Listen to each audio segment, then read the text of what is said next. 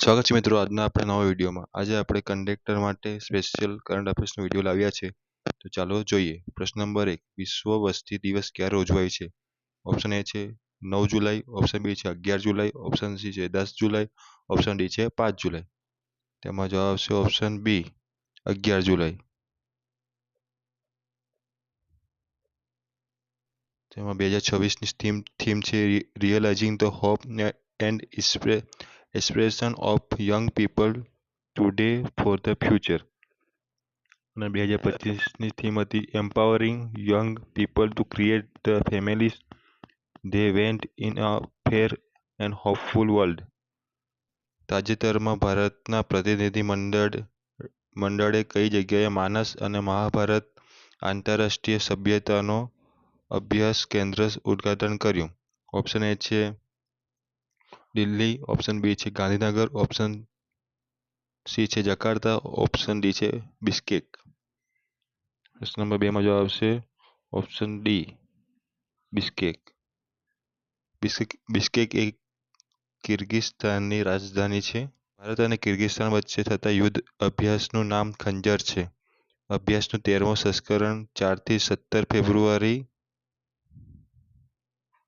2026 દરમિયાન મિસામી, આસામ ખાતે યોજવામાં આવ્યો હતો। ઉસ્તાદ બિસ્મિલ્લાહ ખાન યુવા પુરસ્કાર 2025 માટે કોને સન્માનિત કરવામાં આવ્યા?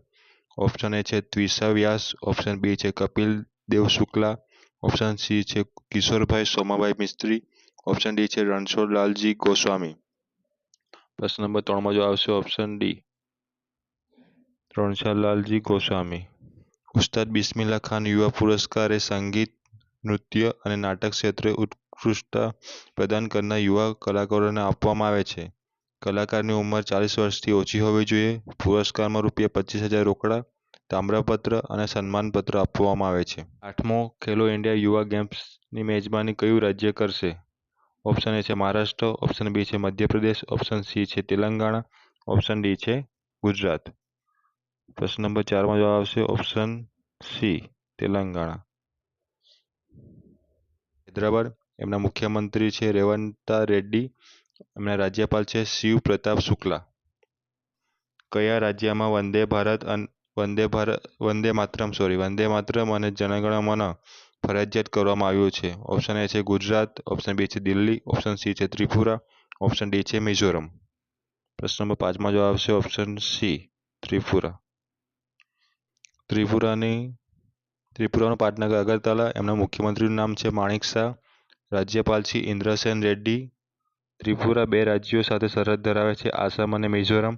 ત્રિપુરા એક આંતરરાષ્ટ્રીય સરહદ ધરાવે છે જે બાંગ્લાદેશ સાથે ધરાવે છે। ત્રિપુરાનો સ્થાપના દિવસ છે 21 જાન્યુઆરી। પ્રશ્ન નંબર 6, તાજેતરમાં ગ્લોબલ એઆઈ સમિટ 2027ની મેજબાની કોણ કરશે? ઓપ્શન એ છે દક્ષિણ આફ્રિકા, ઓપ્શન બી છે ઢાકા, ઓપ્શન સી છે જીનીવા, ઓપ્શન ડી છે ટોક્યો। પ્રશ્ન નંબર 6માં જવાબ આવશે ઓપ્શન સી જીનીવા। જીનીવા સ્વિટ્ઝરલેન્ડમાં આવેલું છે। તાજેતરમાં કયા દેશે 11મી અને 12મી સદીની ગ્રેનાઇટની પથ્થરની બનેલી નંદીની પ્રતિમા ભારતને પરત આપશે? ઓપ્શન એ છે રશિયા, ઓપ્શન બી છે અમેરિકા, ઓપ્શન સી છે ઓસ્ટ્રેલિયા, ઓપ્શન ડી છે નેપાળ। એમાં પ્રશ્ન નંબર 7માં જવાબ આવશે ઓપ્શન સી ઓસ્ટ્રેલિયા। ભારતનું પ્રથમ ઇન્ડોર બોટાનિકલ ગાર્ડન કયા રાજ્યમાં સ્થાપવામાં આવશે? ઓપ્શન એ છે ગુજરાત, ઓપ્શન બી છે ઉત્તર પ્રદેશ, ઓપ્શન સી છે ઓડિશા, ઓપ્શન ડી છે બિહાર।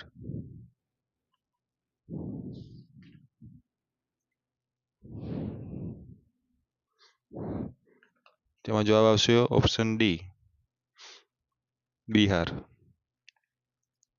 બિહારનું પાટનગર છે પટના, એમના મુખ્યમંત્રી છે સમ્રાટ ચૌધરી, એમના રાજ્યપાલ છે Asif Mohammad Khan. 9, ICC hall of ફેમમાં જોડાનાર 10મા ભારતીય ખેલાડી કોણ છે? ઓપ્શન એ છે મહેન્દ્રસિંહ ધોની, ઓપ્શન બી છે વિરાટ કોહલી, ઓપ્શન સી છે સૌરવ ગાંગુલી, ઓપ્શન ડી છે રોહિત શર્મા। પ્રશ્ન નંબર 9માં જવાબ આવશે ઓપ્શન સી સૌરવ ગાંગુલી। આઈસીસીનું પૂરું નામ છે ઇન્ટરનેશનલ ક્રિકેટ કાઉન્સિલ, એમનું હેડક્વાર્ટર છે દુબઈ, એમની સ્થાપના થઈ 1909માં। તાજેતરમાં ઇટીગા સંયુક્ત સમિતિની બેઠકની યજમાની કયો દેશ કરી રહ્યું છે? ઓપ્શન એ છે ઇન્ડોનેશિયા, ઓપ્શન બી છે જાપાન, ઓપ્શન સી છે ભારત, ઓપ્શન ડી છે થાઈલેન્ડ. પ્રશ્ન નંબર 10માં જવાબ આવશે ઓપ્શન સી ભારત. ઇટીગાનું પૂરું નામ છે ASEAN India trade in goods agreement. એશિયનમાં કુલ 11 દેશોનો સમાવેશ થાય છે. આસિયાનમાં કુલ 11 દેશોનો સમાવેશ થાય છે. જો તમને આ વિડીયો પસંદ આવતો હોય તો તમે વિડીયોને લાઇક, શેર અને ચેનલને સબસ્ક્રાઇબ કરી શકો. અને આવા જ કરંટ અફેર્સના વિડીયો આપણે ડેલી લાવીશું, તો તમારા મિત્રોને શેર કરો જેથી આ વિડીયો તમારા મિત્રોને પણ મદદરૂપ થઈ શકે. આ વિડીયો જોવા માટે તમારો ખૂબ ખૂબ આભાર.